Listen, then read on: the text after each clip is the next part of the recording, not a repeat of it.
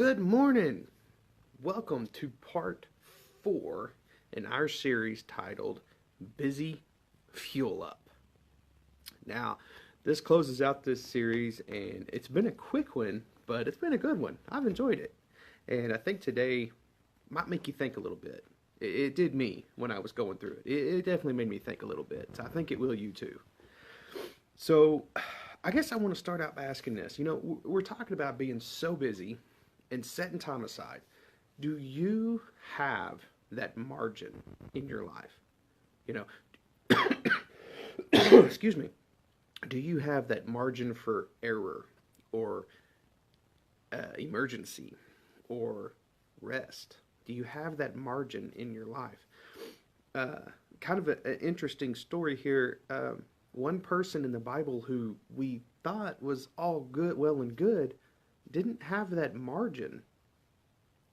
I say he didn't have that margin. He may have. There were some extenuating circumstances into the case as to how he got put where he was, and that's Job. If you haven't read the book of Job, I advise you to go read it. It's an interesting book, to say the least. But when everything gets taken away from Job, when he loses all of his wealth, when he loses all of his children, when he loses everything, his first lament, if you will, ends with this phrase. It says, I have no, and it's in Job 3, verse 26. It says, I have no peace, no quietness. I have no rest. Only trouble comes. How many times have we felt like that in our lives? Where we're just so busy, we've just got one thing after another stacked on top that we don't get time for peace. We don't get time for rest. It's like, what's going to happen tomorrow? More trouble. That's not how God intended us to live at all. So we need to have these margins in our life. And you might be saying, how does this help us fuel up? When we push ourselves to the extreme, men, we're notorious for this. When we push ourselves to the extreme, there's going to come a point where we cross that line and we fall off. And when we do that, it's going to hurt. We're going to crash big time. Now, that can be financial. We can push ourselves to where we're living paycheck to paycheck, barely getting by, but we've got what we want. We got a new motorcycle and a new truck, and we've got a nice house, but we're just barely getting by. That could be work. We could just take on responsibility after responsibility after responsibility in our work. And what does that do to us? That puts us under a higher stress load. That puts us working more hours. That puts us taking on more responsibilities. Were we meant to? Or did we just do it to ourselves? We have no margin for error. What about our calendar life? What about our time we spend working, spending time with family, doing chores, tasks, jobs? Do we write in time for rest? Do we have this margin for error, or do we just go until we crash and everything falls apart and we don't, like, what happened? We had no margin in there. So I want to point out, and I kind of just did, 3 margins that we need to have in our life. The first one is our work margin. Our work margin means not taking on extra responsibilities that were never ours to begin with. Now, this doesn't necessarily have to be at your place of employment. This could be at home. This could be at church, where you're taking on responsibilities at church that were not yours. You're just trying to fill a void. This could be you have your place of employment, and then you're taking on extra work at home. So you're eliminating that home time that you should be spending with your spouse or your children. If you take these things away, excuse me, sorry, man, I'm just itching all over today. But this is this work margin I'm talking about. We can't fill it up, push our work to the extreme in every aspect and not have a margin in there. after the work margin comes our financial margin. And just as I already said that one, it's living within your means. Do you live up to paycheck to penny, or do you live within your means? Do you go, I need to put this back, I need to save that, I need to live within this confines. And if I can't afford it, I can't afford it. That's all there is to it.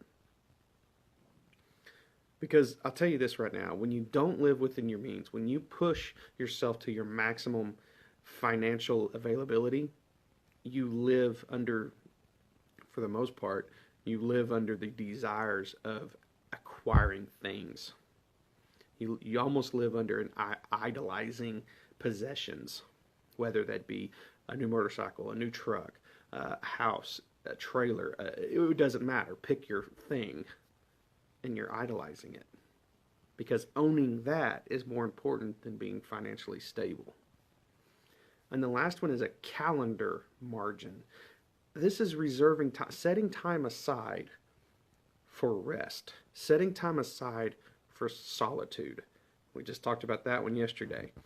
Setting time aside for other people, sowing into or spending time with your spouse, your children, just like we were talking about a while ago. Do you have these margins in your life? I want you to jump with me over to Galatians chapter 5. And what I'm going to show you here is an example of a life without these margins and a life with these margins. And some people might kind of argue me with this one because it's not exactly what it's talking about, but I think you'll see how it applies. And it starts in verse 19. We're going to go from 19 through 23. And in 19 it says this: when you follow the desires of your sinful nature, the results are very clear. Sexual immorality, impurity, lustful pleasures. Okay, sinful nature, right? But we're talking about margins. We're not talking about sinning. We're talking about working up to the extreme, pushing your finances to the extreme, pushing your calendar to the extreme, and not getting these margins in there, these rest, this solitude. Idolatry, just talked about that one on finances. Sorcery, hostility, quarreling, jealousy, outbursts of anger, selfish ambitions, dissension, division, envy, drunkenness, wild parties, and other sins like these. Now there was 5 of that whole list that I can pick out are key characteristics in people who have no margins. Are they sinning? Not necessarily. I'm not saying they are. I'm not saying they're not. Not pointing blame at anyone. What I'm saying is, if you live to the extreme like this, you tend to be idolatrous because you tend to focus more on things and possessions than on the Lord. You tend to be selfish because you're focused more on you and what you want and can acquire. There tends to be dissension.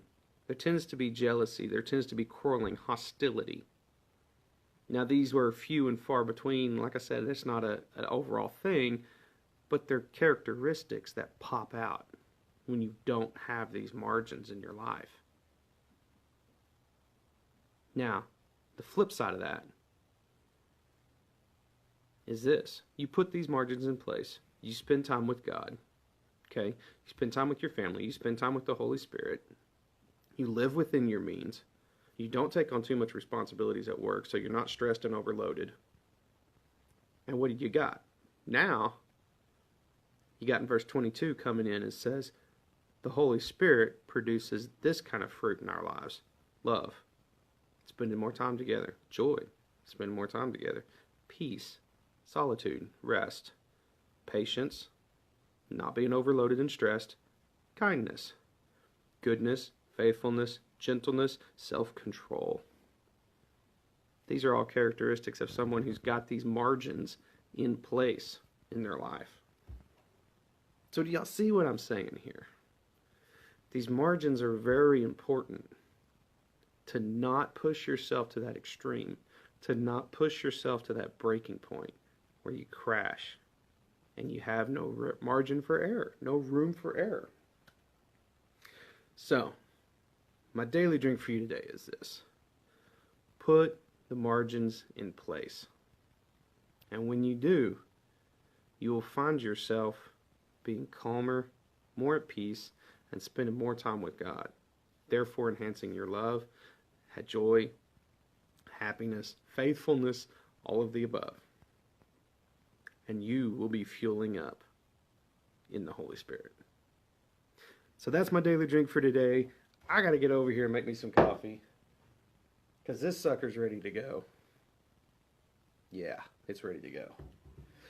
So y'all be blessed. Have a good weekend. I don't have a video planned for tomorrow because it's my anniversary weekend, and I'm looking forward to spending time with my wife this weekend. So I'll be back Monday morning. Be ready. Be blessed.